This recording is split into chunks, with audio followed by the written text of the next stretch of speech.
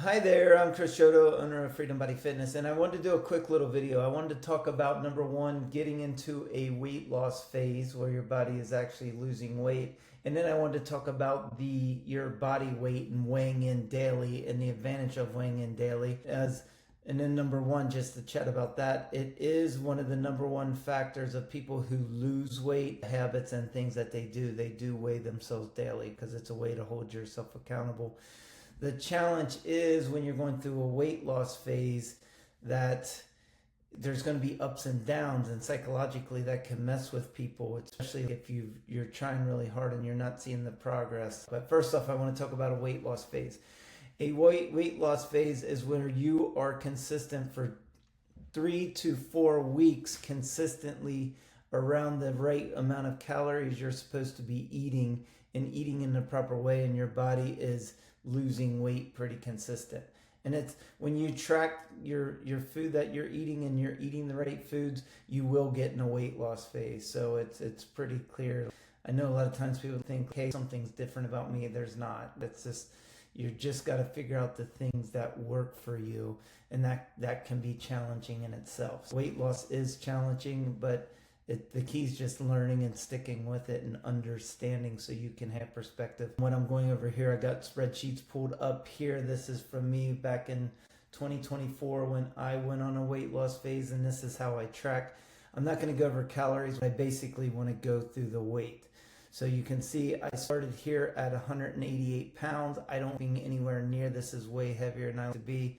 Probably a little frustrated. I don't remember at that point in time, but so I put myself in a cut. A cut is I reduce my calories. I generally around 2,300 calories, and it was probably all over the place. I can eat a lot, so I can go way over 2,300 calories easy. So I put myself in a cut of 1,830 calories and put myself straight in a weight loss phase. I've done this many times, so I can predictably lose weight exactly the way that I want to. Now, you can see at the end of the week, I was 179.8, so 180. So essentially about 8 pounds or so would have been the low, but I would not consider this my low weight. When I look at these are all my weekly weights.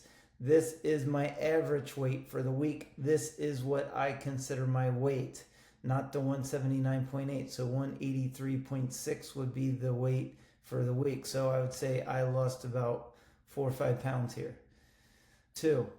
See, week 2, I can and you see it even bumped up a little bit there. So it was 179 the day before, it bumped up a little bit.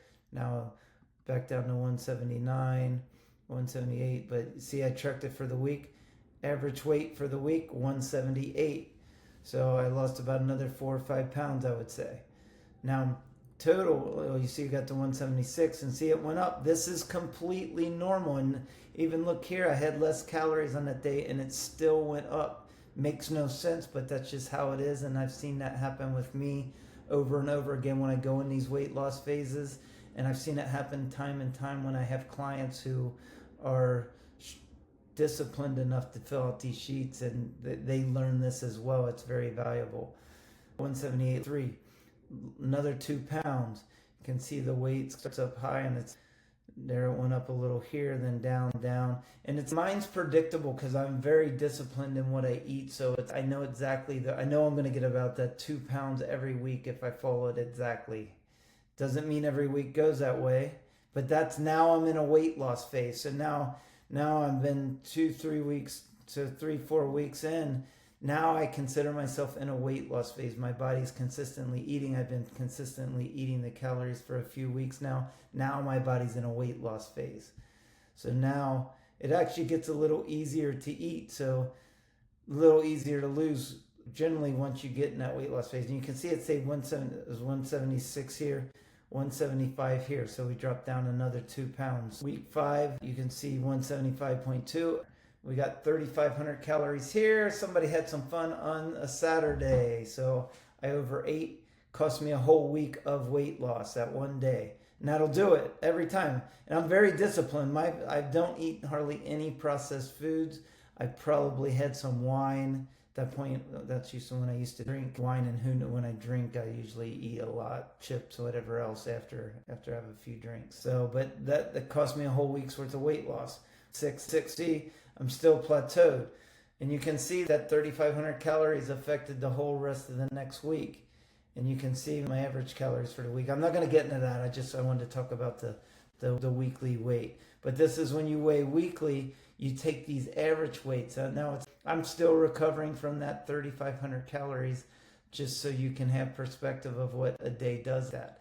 Next week, and I got a couple days, I don't remember what happened here, but I was probably being bad. So of course, weight's up, of course. So 176.3 bumped up a little bit. And the goal is to get down between 170, 175. So if I want to maintain that range, I need to get this weight down to 170. You can see I started out here a little bit higher, 175. So now I'm down to 75. So I've been hovering around that. Yes, I'm plateaued, but I'm no longer in a weight loss phase because I've been deviating too much.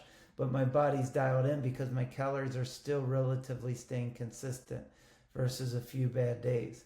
And this is 8 weeks.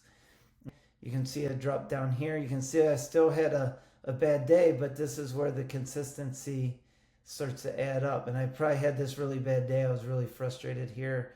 So I ate a little less. And I don't recommend doing it that way, but at 174.3. And I think I ended up 174. I ended up being about 175.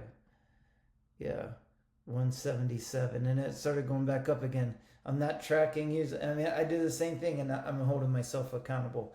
But this gives you perspective of taking your weekly averages, and then if you track your calories, in particular your macros, it just gives you perspectives. But again, you want to get yourself, number one, in a weight loss phase, and that's where you're consistently eating the right calories, and you got to be honest about it too with yourself, because a lot of times people try to make up excuses, and the numbers don't lie. I've seen this too many times over and over with clients, with myself. The numbers tell a story. So you need to be accurate in your tracking, and then track your weight daily, and then take the weekly average of that weight. So you're going to take all 3 days and divide it by 7, and that'll give you your weekly average. And then you can see what your weight loss is. But your weight is your weekly weigh-ins for the week. But you weigh yourself in every day, and then your week, after you get that average, that's going to be your weekly weight. Weekly every week.